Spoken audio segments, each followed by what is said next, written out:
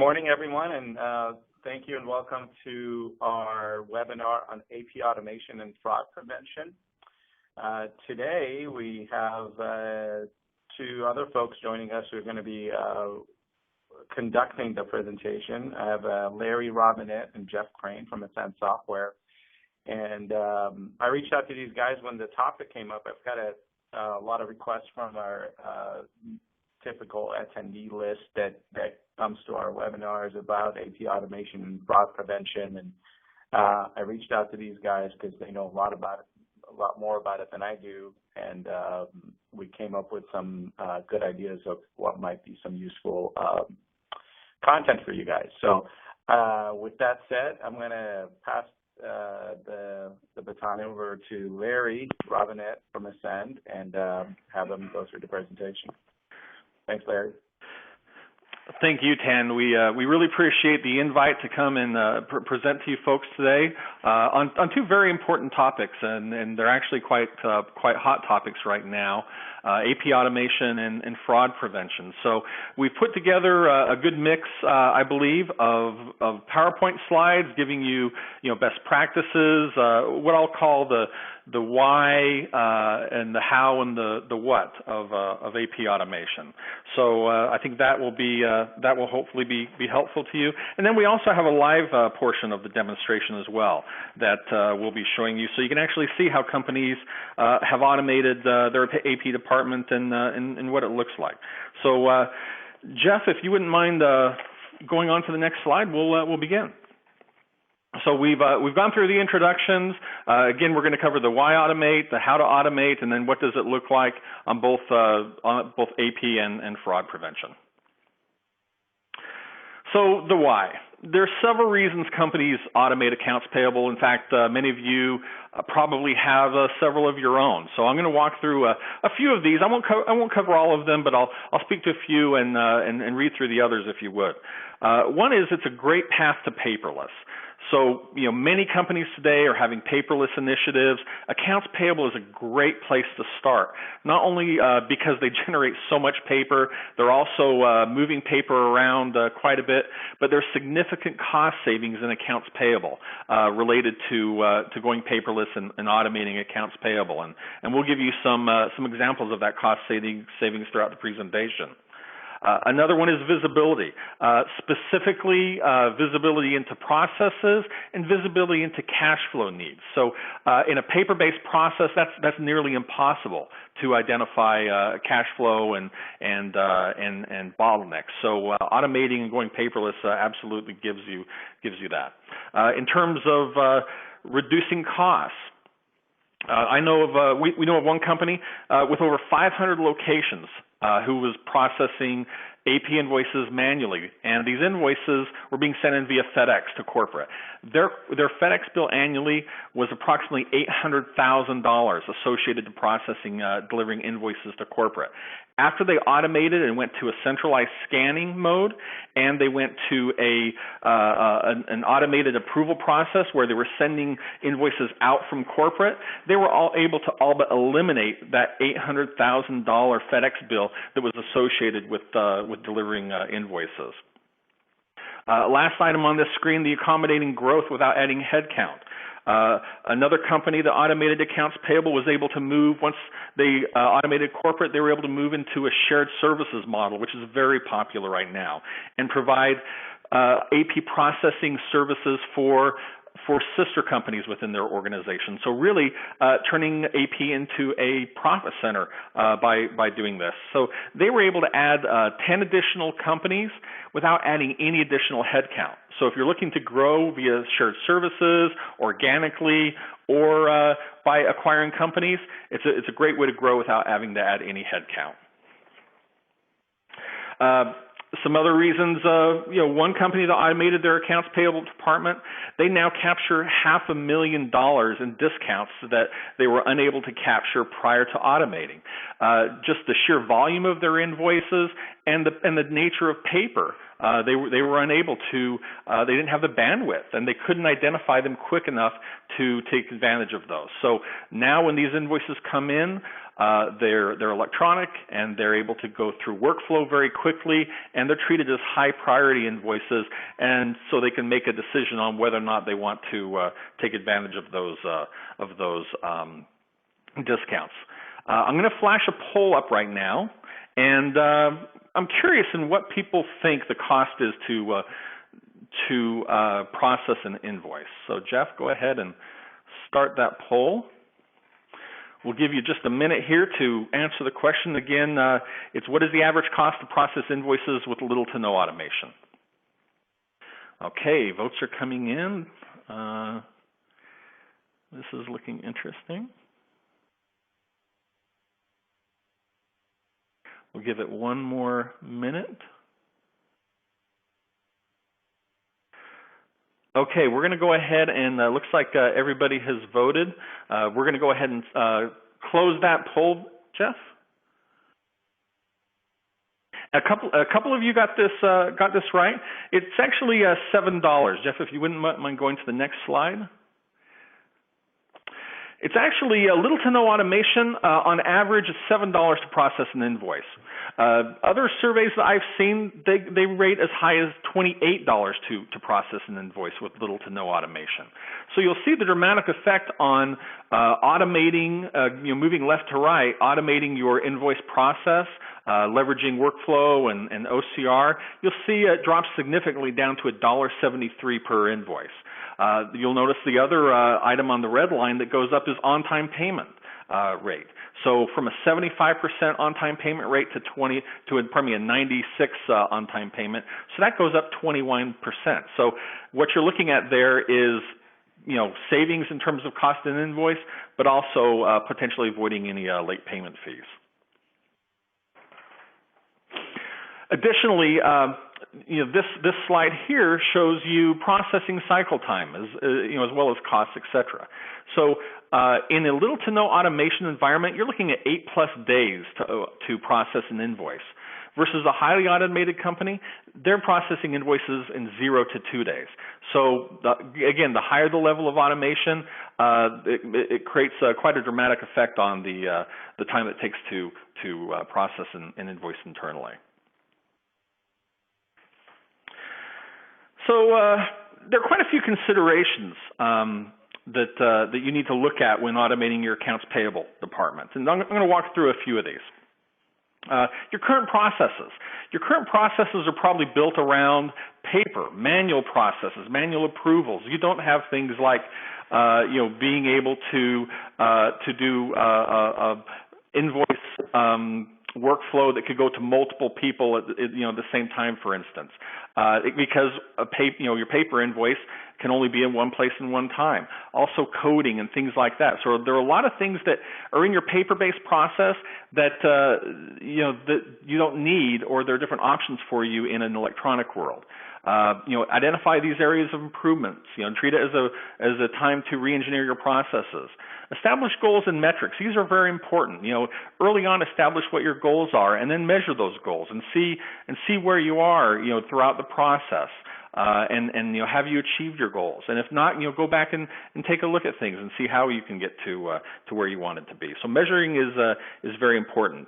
Another consideration is how are you going to scan your documents? A very popular trend is imaging as a service and sending your invoices to somebody for scanning. So, for instance, there's a company who automated their AP process using imaging as a service that was able to actually catch some fraud that a manager, a restaurant manager, was committing.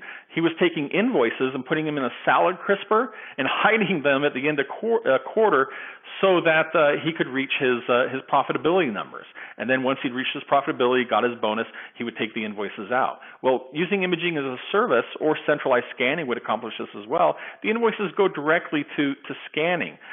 In the imaging as a service, there's no opening mail. There's no removing, staples, paper clips. There's a company actually doing that. So those invoices are scanned and then they're pushed out So saving you the labor of having to do that, but also potential areas of fraud is in the salad crisper story, as I like to call it.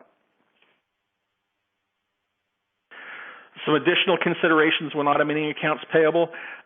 There's some indexing options, which Jeff will get into in just a minute, regarding how do you want to extract the information, keying it, OCRing it, et cetera. And Jeff will show you that in the live demonstration here. Also, ERP integration is very important. Leveraging being able to communicate in real time with your ERP and leveraging that data that you have in your ERP in real time for making decisions, identifying duplicate invoices, validating codes, things like that, versus working in a batch mode where you're uploading invoices overnight and then you've got to review reports and you're actually adding steps to your process. So that's another very important consideration in terms of ERP.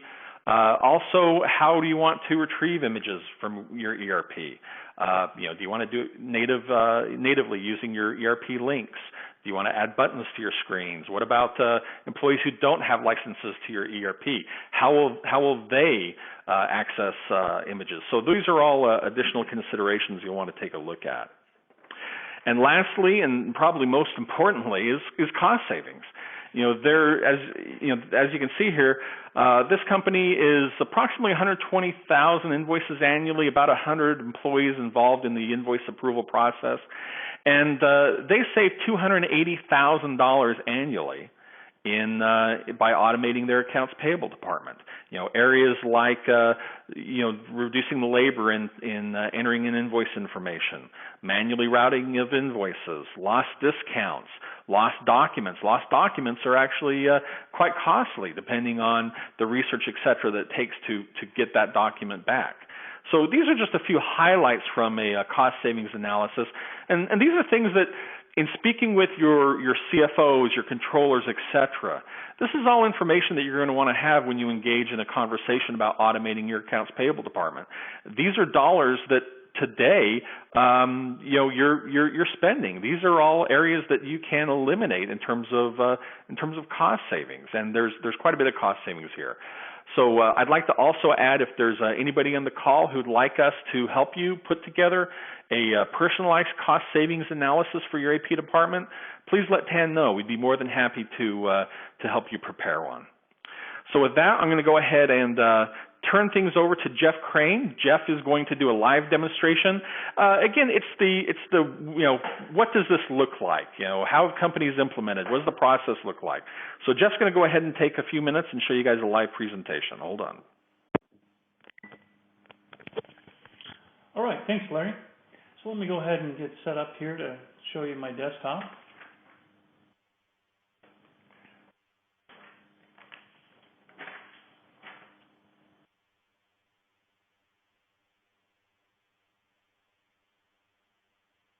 Okay, so the very first thing I'm going to start with is scanning. We're going to take that paper invoice and we're going to get it into an electronic image so that we can route that around and get it approved and finally entered into your ERP system, and also reduce the clutter that you have of all of the invoice paper and the storage, and then finding that and retrieval later on.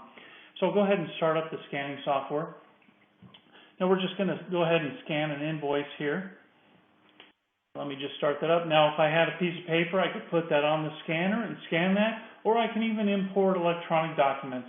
A lot of scanning software has this ability, and that way if the vendor has emailed the invoice to you, you could also bring that in and get all the benefits of the imaging software. So at this point, it's going to read that in and actually do some automation to extract the values. Now, there's lots of different ways that you can get this invoice indexed with the invoice number and the date and the amount.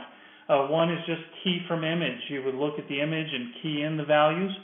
Another way is a zonal or template based, where you would actually tell the software exactly where those items were on the page. The trouble with that is you have to do that for every different type of invoice that you have. And you imagine that you have thousands of vendors. It's just not practical to do that in an AP invoice type thing, to maintain all of those templates.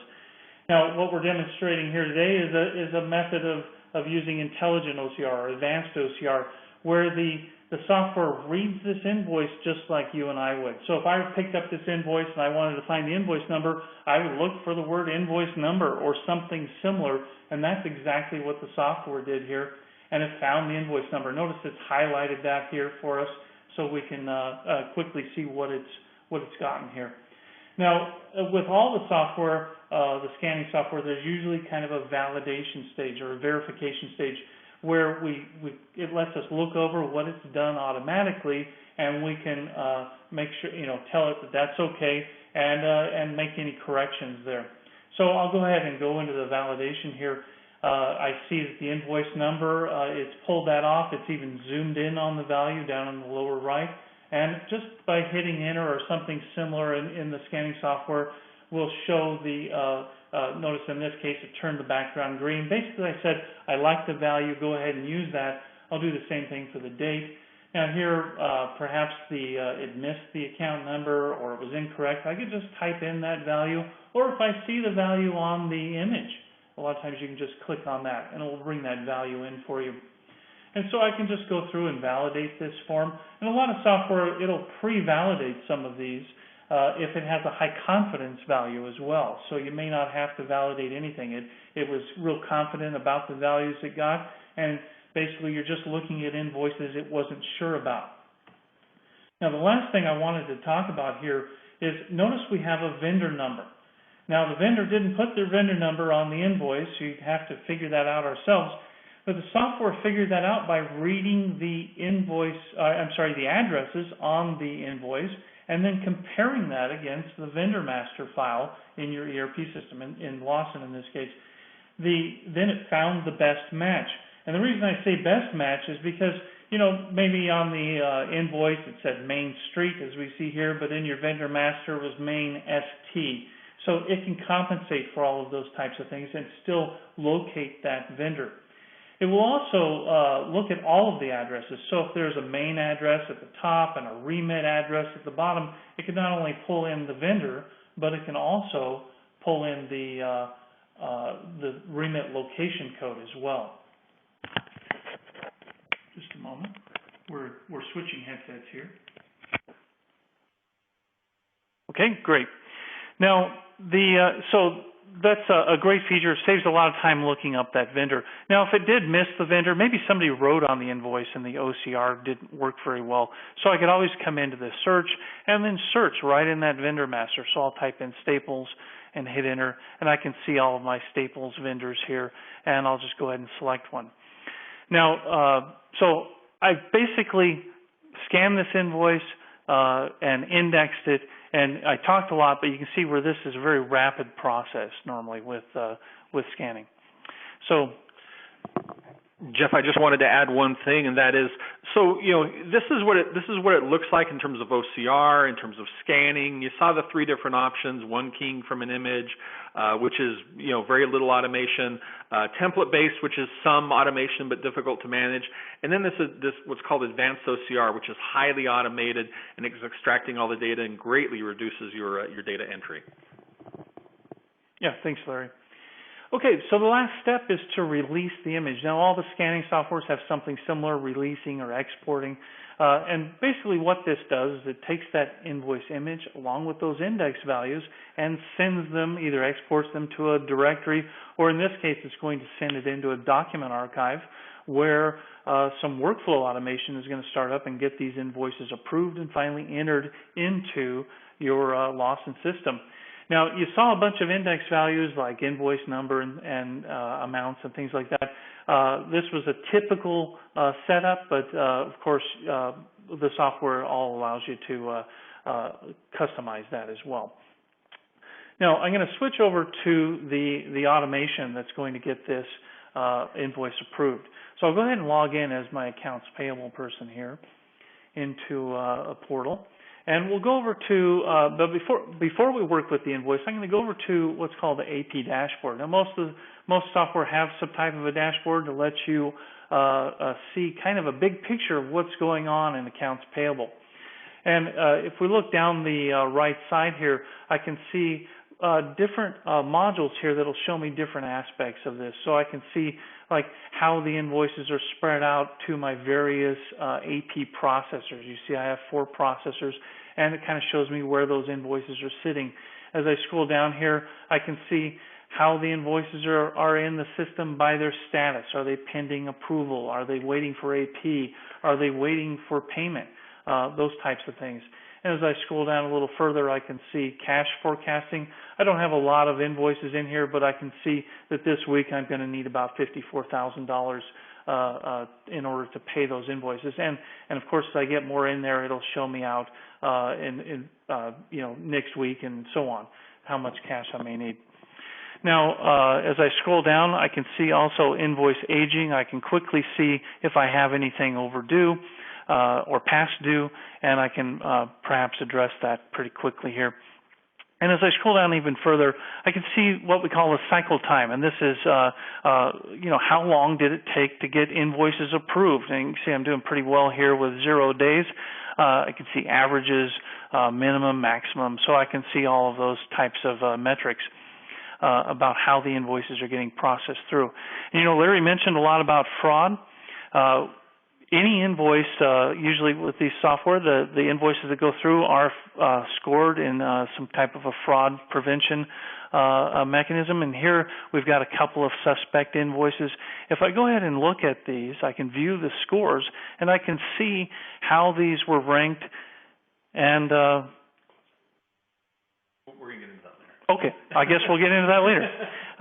So this is where you would come and see the fraud invoices that were set up for a warning for fraud. Now, I want to get back to that invoice that we scanned, that Staples invoice. We basically need to get that approved and finally entered into Lawson. So I come over here. I'm going to click on this one processor. I can see that Staples invoice went to him. I can just choose to edit that, and it will bring up that invoice. We see that invoice image here on the right, and on the left we see all of the stuff that came in from the scanning, like invoice number, date, the amount. All of these things can be edited and changed as well at this point because it's not actually entered into the ERP system. Now, one of the things I wanted to point out, a lot of software starts checking for duplicates as well. Right when the invoice comes in, this software will start checking immediately for duplicates, and it will warn you that it found the duplicate in Lawson and in the Ascend archive. So, great place to identify and eliminate those duplicate payments that are tough to wrestle back out of the hands of your vendors. So this is a time to look that up and see if it was a duplicate. I could delete the invoice typically, or here I'm just going to, for my demo, I'm going to make this something unique. So we'll put in, I think today's the 26th. So we'll just add that onto the invoice number. Another thing I wanted to point out here is how automation can really help decrease the time it takes to process the invoice. And if you've ever used check comments in Lawson, you'll know that you have to first add the invoice and then click on comments and then new comment and then the type of comment and then you enter the comment and then you hit OK. A lot of steps there. With automation, a lot of times it's just as simple as putting in a comment right in a field here. So I'll just add some comment here, like account number. So we'll see that in just a minute when this invoice gets added to Lawson, how easy that was. That's all I needed to do. Now, notice this invoice has the distribution coding already. This software a lot of software has the ability to pull that coding from a previously processed invoice, and so that's what happened here. As soon as it saw this Staples invoice, it went out and found the coding. It even spread the new invoice amount over the accounts in the same proportions, so I could go ahead and edit those values if needed. And finally, down at the bottom, I can add attachments to this, and we'll see that later as well when we get to the approvals. So really, all I need to do at this point is to send it out for approval. Now, I'm going to do that by selecting a department to send it out to. The departments typically have the approvers, who each approver is, what their limits are, and their timeouts and things like that, how long it's going to wait. And then I can just click Get Approval when I'm ready to do that. Now, Another aspect of this is that it could have been automatically routed for approval based on who scanned it, where it was scanned from, or other items that were extracted off of the invoice during scan time. It may automatically get routed to the approvers. So this step may or may not be necessary. So I'll go ahead and click Get Approval. Now it's going to actually route that invoice out for approval. Now, I happen to be the approver, so I'm going to take off my AP hat. I'm going to put on my approver hat. And, typically once the invoice is routed for approval, the approver will get notified. So I have the approver's email up here, and I'm going to go ahead and hit Send and Receive. And we can see an email came out. Typically, this comes out once a day and lists all the invoices that the approver has waiting for their approval. And I can see that Staples invoice here. And now right from the email, I can click on View and bring up that invoice and do the approvals here. Same information that we saw in AP, a lot more abbreviated sidebar in this case because the approvers aren't concerned with all of those ERP type fields. So I can review this, maybe change the coding, all kinds of things I can do here. Also, the approvers can upload attachments or even view attachments that were uploaded by AP. So we have all of those functions as well here. Now, the very typical thing here is that these fields might be read-only, or you might lock those down, or I'm sorry, let them edit the values. So depending on your security requirements, you might keep the approvers from altering these values, and the approval software will typically let you do that. So I like this invoice. I'm going to approve it. If I wanted to reject that, I usually have to enter a comment, so when it gets sent back to AP, they'll know why you didn't want to pay that invoice. So here I'll just go ahead and approve it. Now this is where the automation really shines here, is that once I approve it, it's going to look and see what my expenditure authority is, and if I had a high enough authority, it's going to mark that invoice as approved. And the software is configured to automatically enter that into Lawson. If the invoice is approved and coded and balanced, it will go ahead and put that right into Lawson in real time. You don't have any of that batch process like MA540 or AP520. So if we go over and look at Lawson now, we should actually find that invoice in there. So let's go to our AP20 screen, and we'll type in the values here. And today was the 26th, and so we'll do an inquire, and we can see that invoice. It's in here in an unreleased state. Typically, that real-time interface can also release the invoices. It can create batches and put the invoice in batches or add them to existing batches, all kinds of options, and great flexibility with that real-time interface. Now, I'm going to drill into this invoice and show you a couple other neat little features. With Lawson, in the drill around, it has this URL attachment. You don't have to do anything special to get this feature. It's built right into Lawson, and the automation utilizes that to add a link back to that invoice image. So just clicking open takes me right back to that invoice image.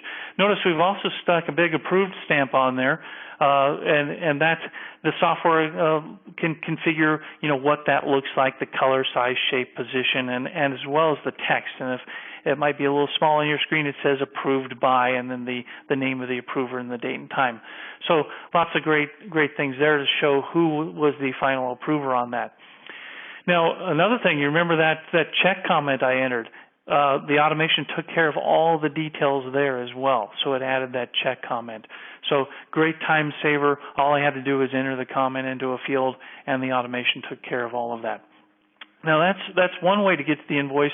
Another piece of or interfacing from Lawson would be like from the AP90. Here's an example of how we might do that. I'm going to go ahead and enter that invoice here. 26, and we'll do an inquire. Notice that we have a view link here, or a view button. That'll take me right to that invoice image. In the search facility, I can see the invoice image, and as well as in the search facility, I see the details.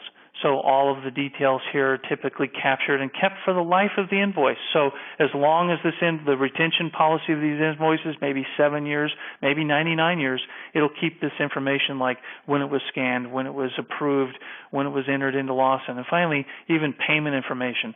Distribution coding is kept here, the entire approval route, as well as attachments, and even well after the fact of time that it was processed, you could even upload additional attachments. So great features here for finding and looking up information about historical invoices as well.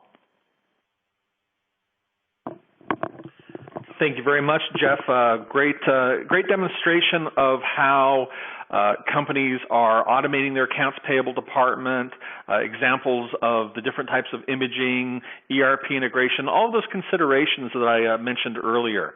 One other thing that I'd like to add before we move on to fraud prevention is we are going to be having Q&A at the end. There's probably several questions that you have from the slides and from Jeff's presentation. So go ahead and submit those. I believe, Tan, if I'm correct, they just have to do a chat and then send to all presenters, and those questions will get logged.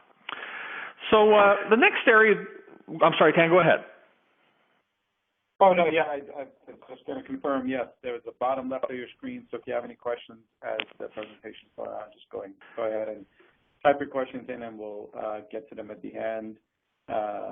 You can either do that or you can email your questions to me directly and I can read them as well, tan@nogalis.com. Thank you. Fantastic. Thanks, Tan.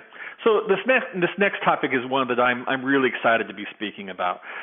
It is really shocking. According to the Association of Certified Fraud Examiners, employee fraud costs the average organization 5% of revenue. The reason this percentage is so significant is because it can be the difference between a company being profitable or not. So this is 5% of top-line revenue. This is not net profit. So if a company has $500 million in annual revenue, and their typical net profit, say, would be $25 to $50 million, that 5% can make up $25 million. So that could be the difference between a company being profitable or not. So I'm really excited to be speaking about this topic today and sharing some best practices and how people are currently fighting fraud and what you can do to fight fraud within your organization. We're going to be going ahead and putting a poll up real quick. I've got some interesting statistics. Go ahead and put a poll up, Jeff. One that I'm interested in is when would you say that most employee fraud occurs in terms of tenure with an employee? So Jeff just put the poll up. I'll give you guys a minute. We've got first year employment, 1 to 3 years of employment, or after 5 years of employment. When do you think most employee fraud occurs? Okay. Interesting. All righty. Yeah, go ahead and share that, Jeff, if you can. Yeah, perfect. Okay, so it looks like we have all of the votes in, and actually, interesting. The final two the final two were pretty close. The answer is 5+ years.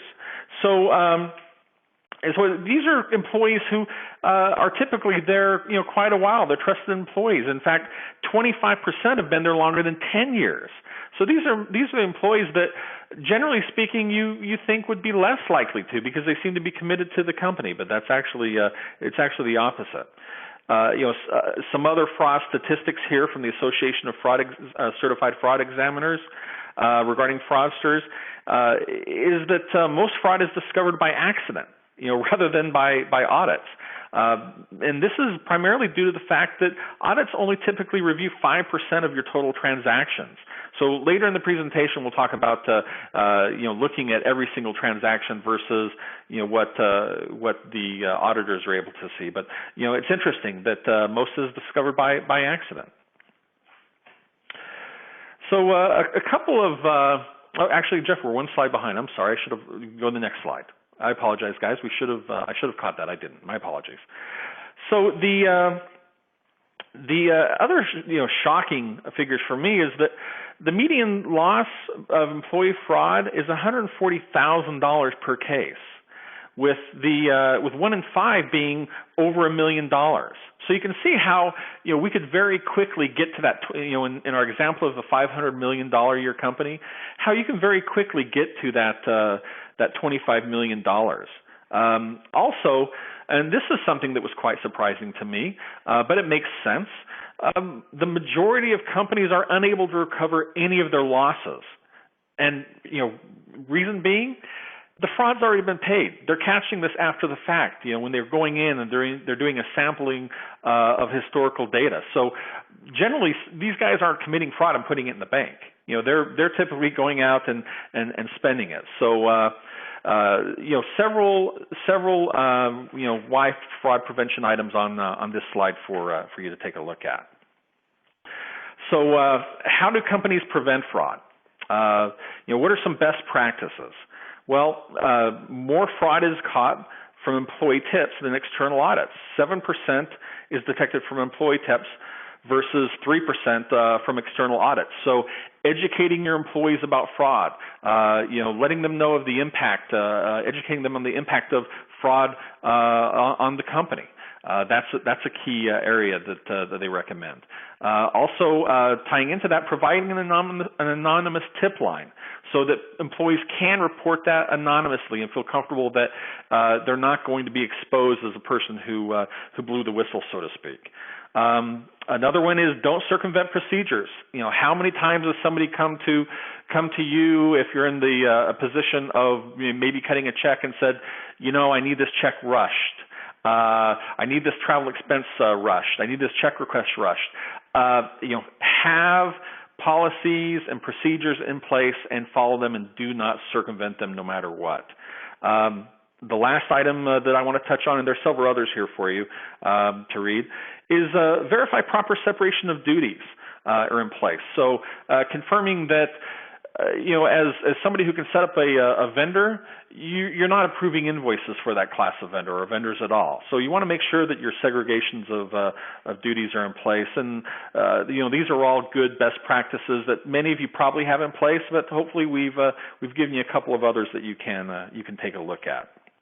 And these are all kind of manual ways to protect yourselves against fraud.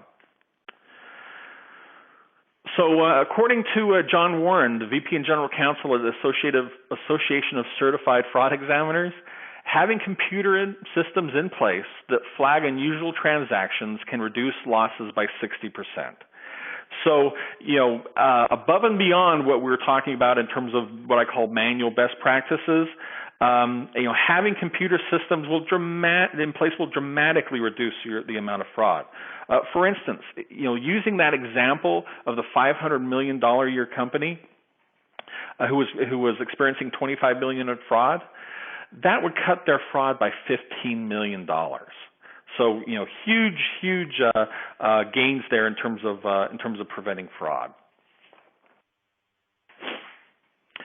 So you can see that implementing computerized systems really is the only feasible way to attack fraud on a larger scale. And why is that? It's because it's an automated way to examine every single transaction for potential fraud. So how's this done? Well, prior to payment, the fraudulent transaction is presented for additional review, so that you're not spending those dollars and trying to then recoup them. You're preventing it before those dollars even go out the door. So how's that done? Well, computerized systems, they look for known patterns that indicate fraud. They scrutinize transactions, taking into account things like your spending patterns, your vendor's billing habits, for instance, and use them to create a score for every transaction. And these could be travel expense reports, invoices, check requests, etc. So they're creating a score for every single transaction that's been approved and then is being presented for payment, and it identifies the possibility for fraud. So any invoices or transactions over a preset score are then sent to your fraud examiner for additional scrutiny. And again, I want to remind you, this is all before the payment's been made. So it's after the approval process has run its course, prior to cutting the check. So after that transaction has been flagged for review, like I said, it goes to a reviewer or the appropriate personnel for reviewing, and they take a look at things like approvers. They take a look at the timeline. They take a look at the vendor to see whether or not a fraud has been committed, or if it just happened to score highly naturally. We talked about going paperless earlier.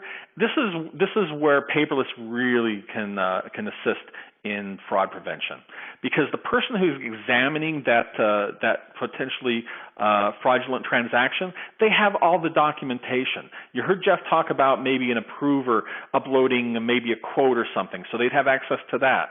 In this case, they have access to the invoice. So in addition to looking at that timeline and the different approvers who were involved, they can also look at all the documentation and making their decision. And that's key. You know, we saw a lot of gains in invoice payment processing time when going fully automated.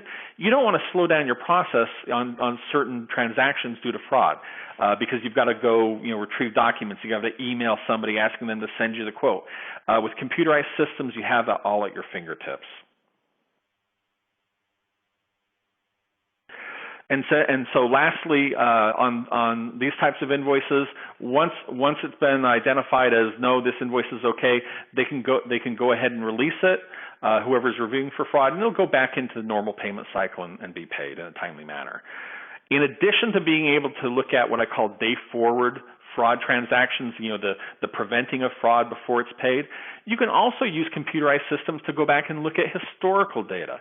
So, anything that prior to implementing your computerized system, you can then apply those same rules and checks on historical data. Sure, they've already been paid. There's nothing we can do about that. But here's the key. You're looking at 100% of your transactions, not just a sampling the audit can get to whenever they can get to it. So it's a great way to then go back and look at any fraud that's been committed and then prosecute or pursue those matters accordingly.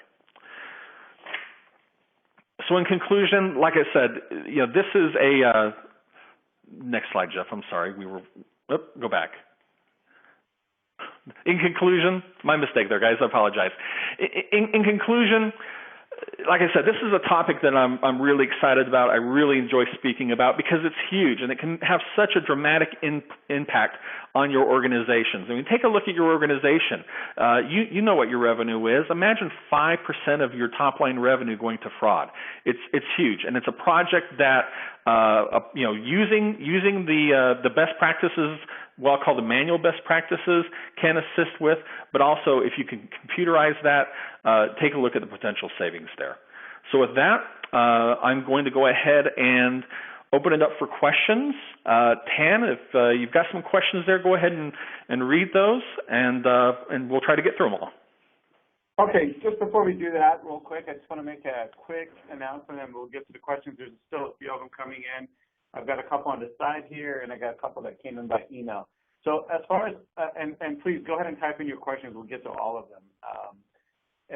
Upcoming webinars, March 12th and March 26th. We've got a lot of requests for just an intro to Lawson for total beginners, and we finally put one together. So that one should be interesting. A lot of people are signed up, and please, if you have someone within your organization that just has never seen this stuff before and been asking about it, this should be a pretty good one, and we'll make that obviously available online so any future new employees, you can guide them that way. Also, a lot of confusion and questions out there about Upgrade X and what it means to go into the cloud. So I personally just got back from the Partner Summit and learned a lot about what that actually means. So I'd like to kind of give you guys that information. So that should be fun. April 8th and 9th is the West Coast Mega User Conference, and we'll see you there. We've got a couple of sessions there, so we'd love to have you. And as always, all our webinars, including the one that you're watching right now, will be available on nogalis.com/education. This one will be available within the next day or two, so you can download the presentation deck and you can watch this video again in case you missed something. And with that, we'll get to questions. So one question from Jennifer is, what kind of scanner equipment is used for advanced OCR? is this OCR application a client-based system or in the cloud? So those are two separate questions. Larry, I'll let you answer those. Okay, great questions. The scanners that are used, they're typically any production scanner. Fujitsu's, Bowie Bell Howell, Kodak, Panasonic, etc. Pretty much any production scanner. There are a couple things. For instance, has to be. We prefer a certain DPI to get you those higher OCR rates. But pretty much any production scanner. It is a client. In terms of the OCR applications. It is a client application, but it can also be put. It can also be put in the cloud. There is a piece that ties to your scanner, so that piece has to have a PC next to it to capture the images. But in terms of the advanced OCR that you saw Jeff do, that can absolutely be put in the cloud.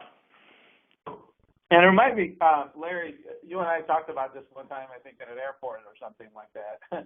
And you guys actually. And I think other companies do as well, but I think you guys even have like a service where you do the scanning, or did I hear that wrong? No, you're absolutely right. In fact, the Salad Crisper story, that company is a client of ours. They manage they own and manage over 250 hotel properties, and all of their invoices, corporate and the hotel properties, go to an Ascend service bureau. And our service bureau people, they go to a lockbox, they open the envelopes, organize the invoices, etc., scan them. So the first thing that the client sees is an electronic invoice for approval. Okay, cool. So it's absolutely a very popular trend right now. Very cool. So you are the cloud in that case. So yes, yes, we are. So, we're the cloud and we're the labor. Very good. So Michelle asked, can a purchase order and receiver report be added for viewing? Absolutely. In fact, there were, I believe, two areas where Jeff mentioned being able to add attachments or upload documents, so they can absolutely be attached. In fact, Ascend has the ability to attach documents electronically. We just index them to that. So if you're running the report, we could actually pull off an index and index it directly from your Lawson report to that transaction automatically. So a couple of options there. Okay, good. And then I've got another question. What is the average time for implementation? Is the solution compatible with Lawson 10? And is it compatible with Mingle? Good question. Great questions. Implementations range. Now, I'm speaking about Ascend implementations here, implementations I'm familiar with. We have something that's called plug-in payables. That's a rapid implementation, and it's 100 to 120 hours roughly. That can be implemented in as little as 60 days. Other implementations can go 90, 100 days. So that's what an implementation looks like. In terms of version 10, absolutely. Version 10 and Mingle, in fact, Ascend historically, we're long-term partners with Lawson. We've been partners, I believe, for 14 years now. And we were the first to integrate with LSO, with LBI, with Mingle, with V10. So absolutely available for those interfaces. Okay, I've got a couple questions that came in by email. I'm going to get to those real quick. Let's see, something you haven't answered yet. So for those of you who sent me an email and it was a question that's already been answered, I'm not going to repeat it because it's very similar to exactly what we just heard. Is there a limit to the number of transactions that can be run through these types of systems? No, absolutely not. In fact, I'm aware of a company, and I'm going to speak directly to a company that Ascend has because I'm familiar with them. We have a company who runs 25 million transactions a month through the system, and during peak time for them, which is December, the holidays, they run 125 million transactions a month through the system. So no limit there. Very scalable. Okay. Another question, do analytical fraud systems like this typically analyze historical transactions as well? Yeah, absolutely. We can, they can take a look at the historical data as well as what I call day forward. Now, those dollars obviously have already been spent, so you're back in the position of, probably, the chance of recovering that is not real high, but it can absolutely identify those so you can remove the fraudsters. Very good. Michelle's got a good question for you. She said, "How much does this software cost?" Well, it varies. It varies from number of users, scanning volume, things like that, different locations. So if we'd be happy to put together a ballpark estimate for you based on your data, but it's really difficult to throw out a number when there are so many varied size companies on the call. But what I can tell you is the ROI is very quick.